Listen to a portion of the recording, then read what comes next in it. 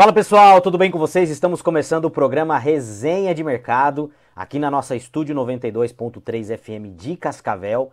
Eu me chamo João Fernando, sou gestor de negócios e a partir deste momento vou passar para vocês aí todas as informações do nosso mundo corporativo e do mercado financeiro, né, na última semana aí para preparar vocês para o resto da semana aí, para preparar vocês e os seus investimentos, né, pessoal? Estamos chegando aí mês de setembro, né? Mês de setembro, já estamos quase na metade do mês de setembro. O ano passou muito rápido, né? Falei no outro programa para vocês aqui que diz que tudo que passa muito rápido é porque é bom. Será que o ano realmente está sendo bom e está passando muito rápido? Ou, né, está se cumprindo aquela profecia bíblica que diz que no final dos tempos os dias iriam se abreviar? Eu não sei, me diz aí o que você acha, se é porque o ano foi bom ou porque realmente a profecia tá se cumprindo. Vamos lá, pessoal, vamos falar do que aconteceu essa semana, vamos dar aquele overview. Quero agradecer as mensagens de vocês e só lembrando, né, os nossos recadinhos aqui, recados paroquiais, né, pessoal, vamos lá. Não esqueçam de seguir as redes sociais da rádio, ver os nossos cortes, o nosso programa que está saindo na íntegra agora. Nas terças-feiras a gente sai com o programa completo lá para você conferir, compartilhar, rever ele no YouTube e no Spotify também. Qual que é a rede social? Resenha de Mercado JF. Nós estamos em todas as redes sociais. Pessoal, nós estamos incrementando a nossa comunidade. Então, quer aprender como investir? E não dar o teu dinheiro para investir, não. É você saber o que você está fazendo e conhecer o mundo dos investimentos, que eu sempre falo para vocês aqui.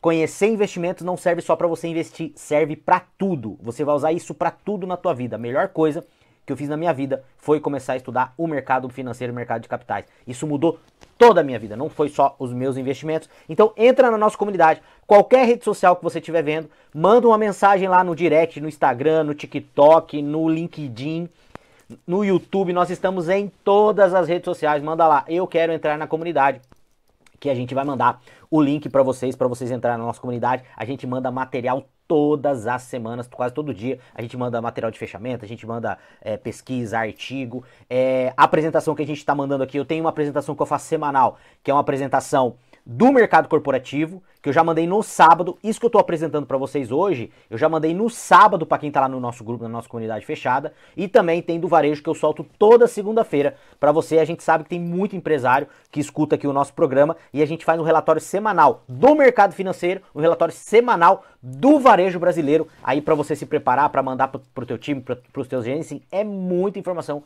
que a gente tem lá dentro do Resenha de Mercado. E também, se você quer ser nosso patrocinador, e-mail resenhademmercado@grupojgestão.com.br, ou você pode entrar em contato com o comercial da rádio, ou no nosso WhatsApp também pode mandar pergunta lá, 45 30 37 24 33. Então vamos lá, pessoal, dados os recadinhos aqui, vamos começar com o nosso mercado financeiro da semana aí.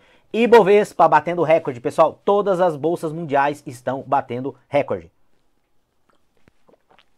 E aí você fala assim, mas o Brasil tá com Magnitsky, o Brasil tá com insegurança jurídica, tá tendo todo esse negócio do Bolsonaro aí. Como é que as bolsas estão batendo recorde? Estados Unidos desacelerando, Europa, França quase quebrada, né?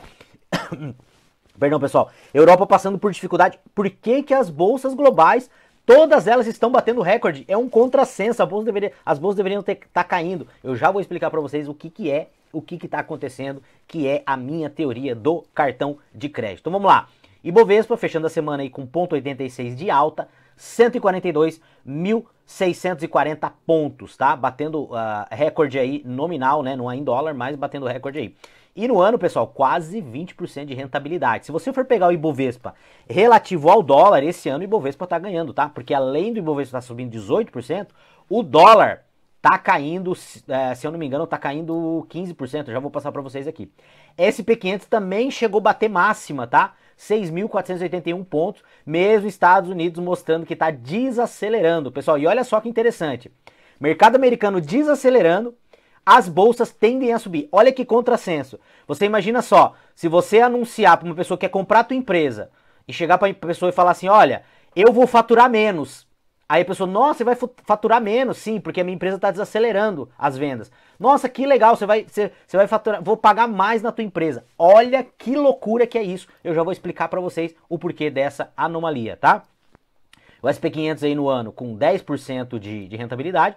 E eu vou falar por que você tem que estar no mercado de capitais. Você tem que participar desse jogo aqui, tá bom? Vamos lá. E aí o dólar, né, pessoal? Fechando a semana aí com queda de 0,36, 5,41. E no ano, né, eu falei 15%, mas tá com uma queda aí de 14,4% no ano, tá? Então, Ibovespa, o dólar caindo e o Ibovespa subindo, a gente tá com uma relação aí de troca bem interessante esse ano. Bolsa brasileira aí performando, fazendo uma ressalva, eu acho que tem coisa melhor. Bitcoin, pessoal, Bitcoin também deu uma corrigida, o que dá entrada para nós. Lembrando, né, que a gente sempre tá falando que Bitcoin para mim sempre é entrada. 110.852 dólares, tá? Com uma leve alta aí na semana. Leve não, né? 2,37. E no ano, Bitcoin performando, ainda continua performando bem, hein? Quase 20% de rentabilidade. Já chegou a passar de 20, deu uma recuada, né? O Bitcoin chegou a passar de 120 mil dólares e agora 110.852, né? Com uma alta aí de 18,61%. Falando de IFIX, 3.500 pontos cravados, né? De rentabilidade do índice, 0,69, e no ano aí surpreendendo o IFIX aí 12,29% de alta. Pessoal, o que eu quero explicar para vocês? Vamos lá, vamos bater papo aqui. A bolsa, todas as bolsas mundiais, elas estão batendo recorde mundo afora, tá? As bolsas estão subindo no geral no mundo todo. Pessoal, e o porquê que isso está acontecendo? Por que mesmo os mercados, o Brasil desacelerando, mesmo os Estados Unidos acelerando, a Europa desacelerando, a França passando por uma crise terrível por causa do tal do bem-estar social lá, que eu vivo falando para vocês que eu sou totalmente contra, é um contrassenso. Se o mundo está inseguro, se o mundo está em dificuldade, o porquê que as bolsas estão subindo? Veja, pessoal, um dos fatores de risco que o mundo olha é o ouro. Quando o ouro começa a subir muito, as pessoas começam a correr para ouro, e isso pode mostrar que a gente está tendo alguma crise ou prevendo alguma crise. E o ouro já passou de 3 mil dólares a onça Troy. O ouro está no recorde histórico. E os países estão comprando cada vez mais ouro. E tem muitos especialistas falando e se perguntando o porquê que o ouro está subindo tanto, a gente não sabe. Um dos fatores pode ser sim que como os Estados Unidos está taxando todo mundo, como os Estados Unidos está sancionando muita gente, como o Donald Trump está sendo meio heterodoxo na forma de proceder, os países começam a ficar com medo. Por exemplo, o Brasil, uma da parte das nossas reservas internacionais, ela está em título do Tesouro Americano. E se o Brasil for sancionado pelos Estados Unidos, não estou falando que isso vai acontecer, mas se o Brasil for sancionado, os Estados Unidos pode fazer, em certo grau, o que foi feito com a Rússia, de congelar esses títulos. E aí, a gente fica sem liquidez de dólares. Vocês entenderam? Então, isso foi feito com a Rússia e foi muito criticado na época. Foi muito criticado. E o que isso mostra?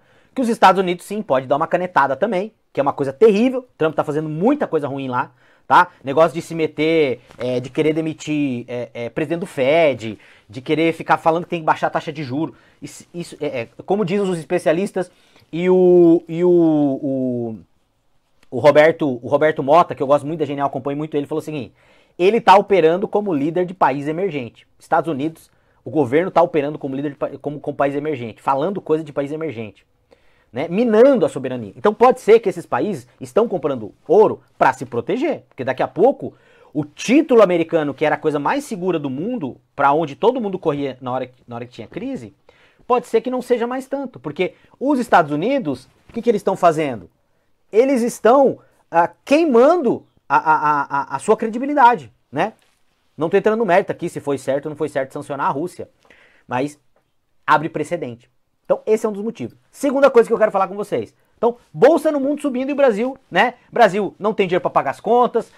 Brasil, a gente vai ver depois ali que foi mandado para o Congresso o orçamento do ano que vem, que é totalmente fictício, não vai alcançar. E esse governo não alcançou nenhum orçamento. Ah, mas ele fechou dentro da regra.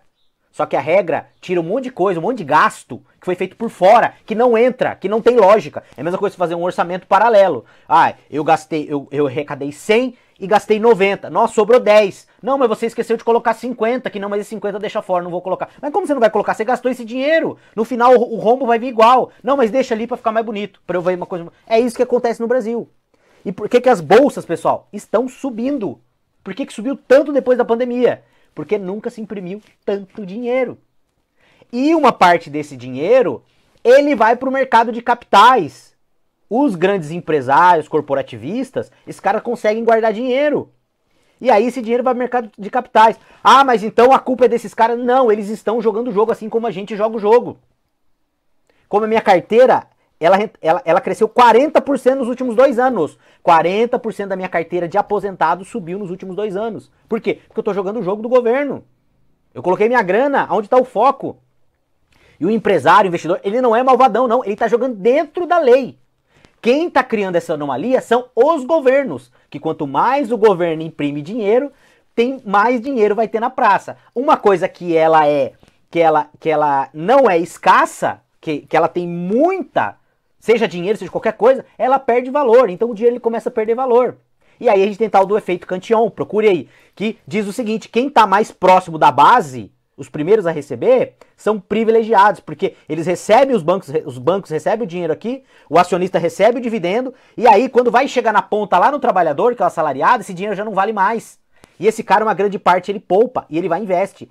E os mercados vão se valorizando cada vez mais.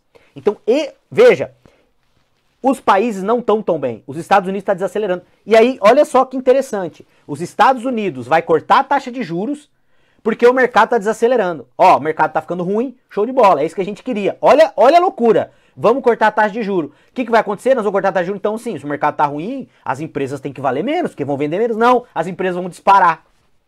Olha que loucura. E quem que cria essa anomalia? É o empresário? Não é o empresário. O empresário está jogando o jogo. O investidor, eu sou investidor, eu jogo o jogo. Eu pego a regra, olho a regra e jogo dentro da regra.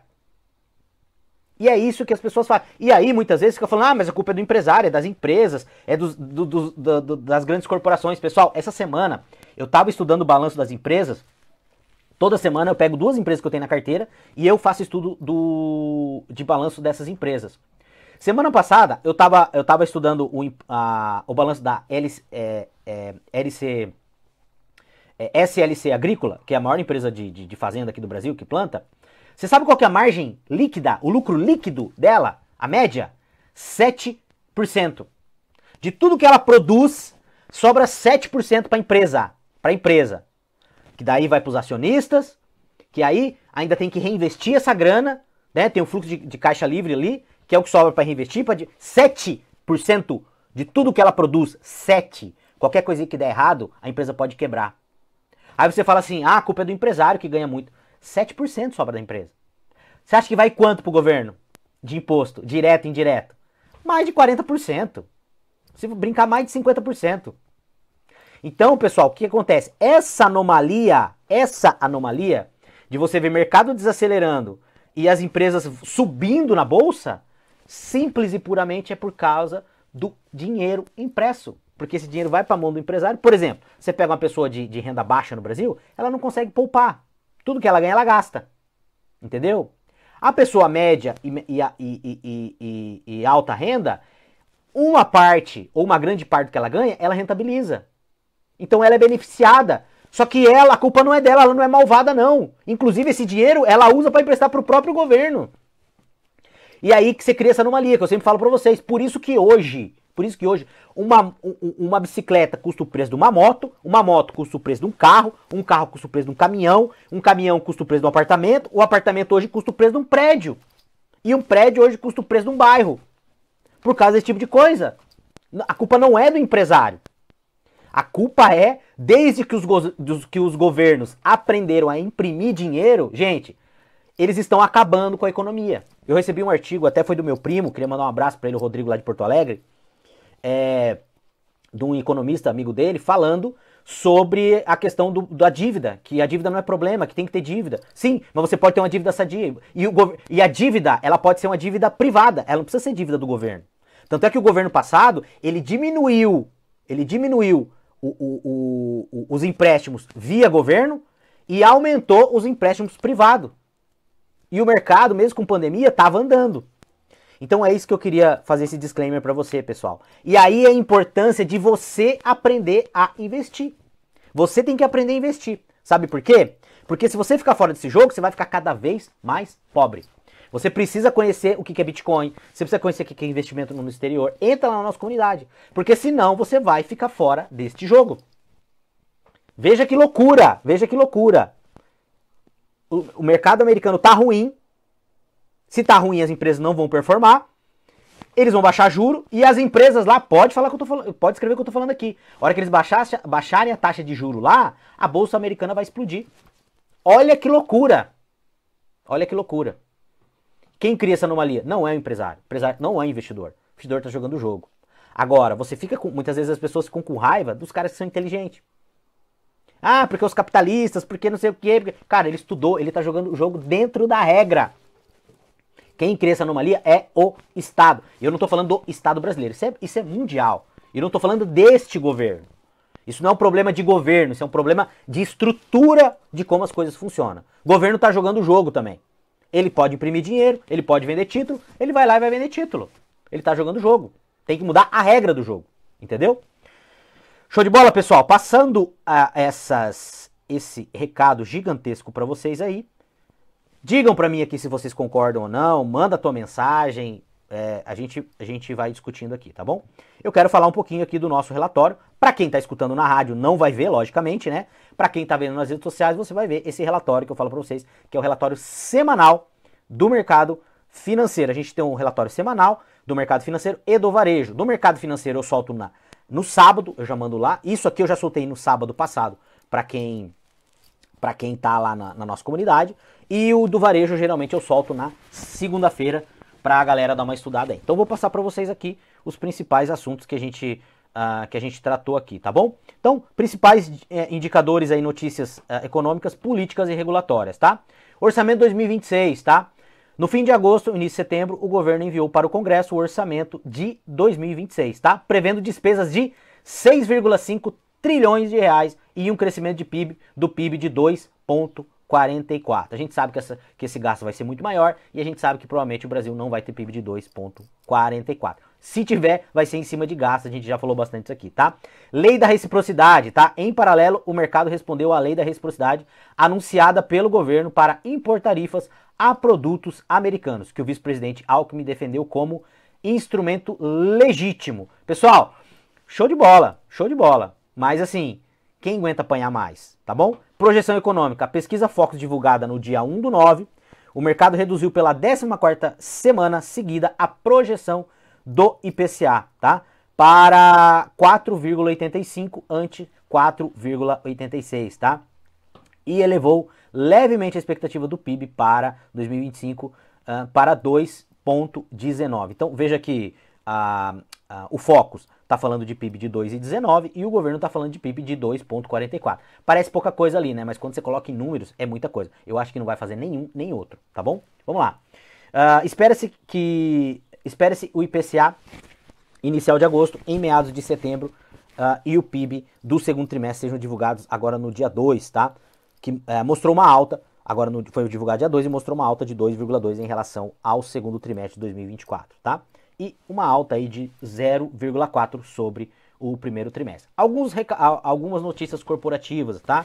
A B3 divulgou a terceira prévia de composição do Ibovespa em 29/8, tá? Entrada da C&A que vem performando muito bem aí, a Cury, que é uma construtora, tá?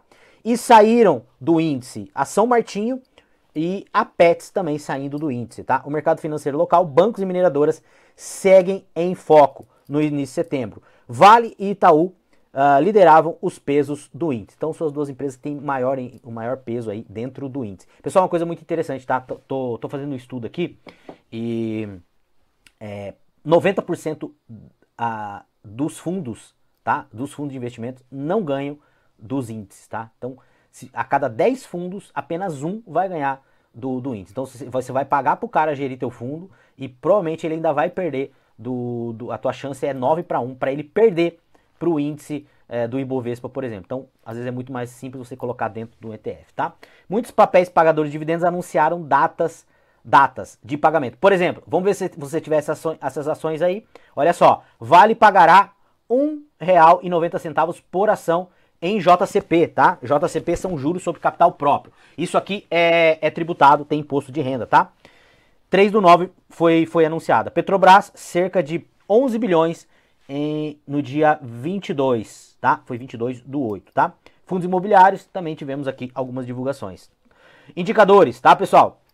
Indicadores foram moderados, tá? PIB no segundo trimestre subiu 0,4, na série trimestral 2,2 em 12 meses, tá? Com destaque para a agropecuária. E aí, pessoal, aí sim, ó, quando a gente está falando de agropecuária, nós estamos falando de real criação de riqueza. Olha o nosso agronegócio, 10,1 em relação ao segundo trimestre de crescimento, tá? E serviços também foi puxado aí com 2%, tá? Produção industrial caiu 0,2, Brasil passando aí por desindustrialização, tá bom? O que mais aqui que nós temos? Vamos lá.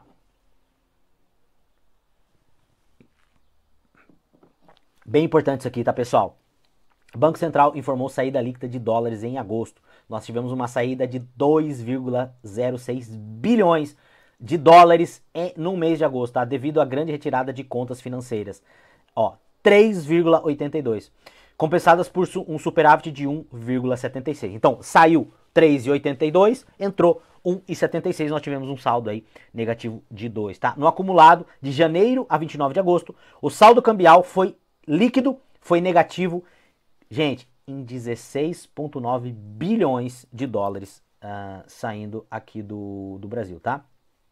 Então a gente vê aí que o gringo realmente está saindo do Brasil. Ah, e por que o dólar está caindo? Bom, o dólar está caindo provavelmente por causa da nossa balança comercial aí positiva e também tem uma uma parte técnica, pessoal, de alguns fundos aí que estão apostando na queda do dólar, isso aí acaba puxando o dólar para baixo. Certo, pessoal? Então isso aqui são os nossos recadinhos aí corporativos. Eu vou passar para vocês agora aqui alguma coisa sobre o nosso varejo, tá? Que eu acho que é importante aí, porque a gente tem bastante empresário que acompanha aí. Esse aqui é o nosso outro relatório do varejo, tá bom? Pessoal, vamos lá. Expansão de novas estratégias. Grupo Asas, tá? Que é o grupo da Hering, que controla as marcas Hering, né? Soma e Arezzo. É o maior grupo da América Latina de moda, né? Antes era a Hering, que se fundiu com o Soma e que se fundiu com o grupo Arezzo, né, pessoal? Anunciou mudança na liderança. Pessoal, isso aqui fez muito barulho na semana passada, principalmente para quem tem contato lá dentro da empresa, né? O Thiago Hering, né, e o Gustavo Fonseca, Thiago Hering, que era o CEO, eles estão saindo da empresa, tá? Thiago Hering era o último remanescente aí da família no alto escalão da Hering, né? Que a Hering já fazia parte do guarda-chuva hoje do Asas, né? 2154, anunciou a saída, pessoal. E o que isso está mostrando para nós? Isso está mostrando que pode vir muitas mudanças aí dentro da marca Hering. Lembrando que a Hering é a marca que mais fatura hoje dentro do grupo e a marca com mais capilaridade também, né? A marca mais de moda mais antiga aí do Brasil, tá? Vamos lá, falar um pouquinho de setor de confecção aqui, tá? Segundo trimestre aqui nós tivemos alguns resultados aqui. A Veste S.A., dona das marcas Lelis Blanc, Dudalina, John John, reportou forte recuperação, tá? Lucro de 17 milhões no segundo trimestre. Pessoal, a Veste S.A. não tem capital aberto na bolsa, tá? O lucro acumulado no segundo trimestre ficou em 6,5 milhões, tá? Versus uma queda de 41% aí no ano passado. Pernambucanas informou que, após reestruturação em 2024, concentra esforços no vestuário e centro de venda eletrônico. O jeans representa 20% das vendas, então são as empresas aí se movimentando. Colaborações aí, pessoal, a Peanuts, né, que é a dona aí do Snoopy, lançou uma coleção de meias licenciadas aí com a empresa Cia do Pijama. A marca Farm, que também é do grupo Asas, né, relançou bicicletas elétricas em colaboração com a marca Louis Jeans. Eu não conheço a marca aqui. Unindo moda e sustentabilidade urbana. Então a gente fala já um pouquinho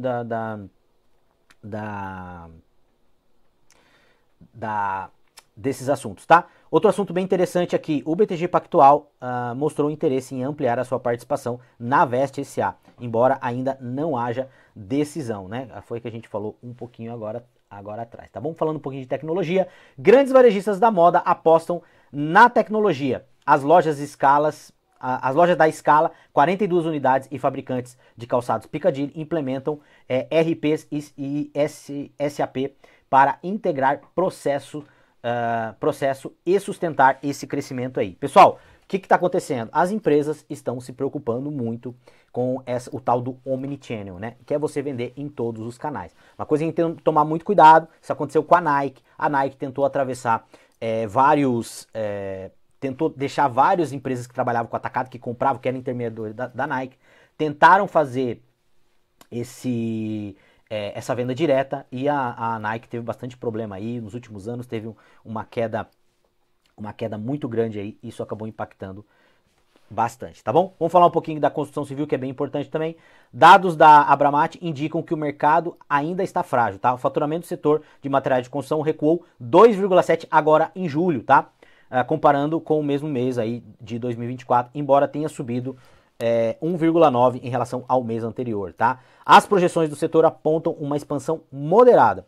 Previsões indicam uma alta de 1,5% agora em 2025, pessoal, tá? O setor está em alerta devido a fatores externos, por exemplo, tarifas, né, de até 50% impostas pelos Estados Unidos sobre cerâmicas brasileiras. Ameaçam eliminar 78% das exportações, tá? Internamente, a alta da carga tributária e juros de crédito restrito ainda limitam as vendas. E pessoal, outro fator que a gente tem que colocar na conta, tá? Ano que vem, tá, pessoal?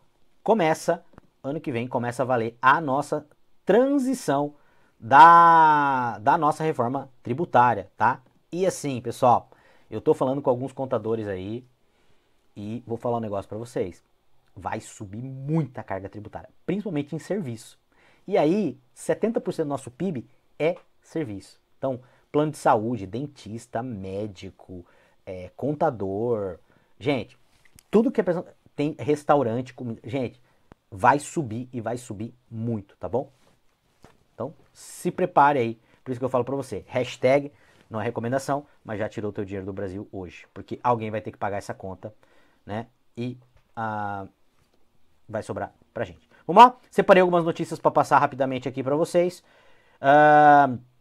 Déficit das estatais atinge 2,1 bilhão, tá? Bilhões em julho, recorde histórico. Dados do Banco Central mostram o pior resultado já registrado para o mês, enquanto a dívida pública também aumentou. Outro dado interessante aqui da Isto é Dinheiro, o Brasil tem fluxo cambial negativo de 2 bi, a gente já passou para vocês, isso é muito preocupante. Então, pessoal, o que a gente está vendo no Brasil? Perspectiva de crescimento, o PIB está desacelerando, o Estado está super endividado, nunca arrecadou tanto. Então, assim, pessoal, o trem está desgovernado. O trem está desgovernado. Por que a Bolsa Brasileira está batendo recorde? Mas é porque a Bolsa Brasileira está precificando uma mudança de comando no Brasil. Não é. A Bolsa está batendo recorde porque a gente está imprimindo muito dinheiro. Pessoal, a Bolsa da Argentina lá não parava de subir também na época lá da Kirchner. Por quê? Porque você estava imprimindo moeda. Você tem que corrigir os zeros. Simples, entendeu? Mas aí o pessoal me pergunta, mas isso não acontece nos Estados Unidos? Acontece, só que num grau muito menor. E outra coisa, o mundo tem demanda por dólar. Então, nos Estados Unidos, o dólar não fica só ali dentro. O dólar vai para o mundo. E mais de 50% das dívidas mundiais são em dólar. Dívida gera juro. Juro tem que pagar com o quê? Com dólar. Então, se os Estados Unidos parar de imprimir dólares, vai prejudicar a economia do mundo todo. Vocês entenderam? Quem que tem demanda por real? Só o Brasil, tá? JP Morgan dessa vez é diferente. As ações do Brasil devem se beneficiar com o corte do FED. É isso que eu falei pra vocês. Vai se beneficiar, vai continuar subindo, mas é uma ilusão. Entendeu? Só que se você ficar fora do jogo, é pior, porque você vai ficar cada vez mais pobre. Aqui você ainda equaliza um pouco, tá? Então assim, Os Estados Unidos vai baixar a taxa de juros lá, tem muita gente posicionada em renda fixa lá, essas pessoas vão sair da renda fixa e vão migrar para outros lugares. O Brasil hoje tem o maior diferencial de juros do mundo, se não é o primeiro, é o segundo, vai vir um pouco de grana para cá, tá bom? Mas é grana especulativa. Isso aqui, pessoal, depois eu vou fazer uma parte do programa, ou quero fazer um programa só sobre isso aqui, uma coisa muito interessante, eu tô estudando ainda, tá?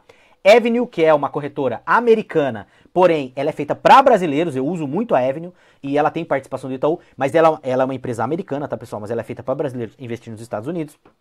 Lança ETFs irlandeses com vantagens tributárias sucessórias para brasileiros. Então eu estou estudando isso aqui, eu vou trazer uma coisa mais profunda aqui no programa para vocês, lá na nossa comunidade, eu vou começar a testar, eu vou começar a comprar ETF, e é muito interessante, porque quando você investe nos Estados Unidos, primeira coisa, todo dividendo que você recebe lá, você paga 30% de imposto de renda, tá? Lá é tributado 30%. Não tem choro nem vela. E lá você também tem um imposto de herança. Então, se você morrer, você tem investimento lá, o imposto ele vai, se eu não me engano, de 26% e pode chegar até 40%. Pessoal, mas para chegar na 40% você tem que ter muita grana nos Estados Unidos. É coisa de milhões, tá? Mas você vai pagar lá em torno de 26%, que é muita coisa, né? E se você tem, por exemplo, conta na Avenue, mas você compra um ETF que é sediado na Irlanda, e lá tem vários ETFs com muita qualidade, lá tem o ETF que distribui dividendo e tem ETF que não distribui dividendo. Por exemplo, se você pegar um ETF que não distribui dividendo, o que isso quer dizer? Que ele pega o teu dividendo e ele reinveste no próprio ETF, você não paga imposto de renda. E se você pegar um ETF que paga imposto de renda, você vai pagar 15%. Porque daí é a regra que tem entre Estados Unidos e Irlanda. Mas se você pegar um ETF que reinveste, você não vai pagar. Esse dinheiro você só vai pagar quando você vender o teu ETF. E lá também não tem imposto, esses ETFs não tem imposto de sucessão. Então se a pessoa morrer, a outra assume, não tem que pagar imposto de nada. Então é muito, muito, muito interessante. Eu tô estudando isso aqui e vou começar a investir também, não é nenhuma recomendação, tá bom?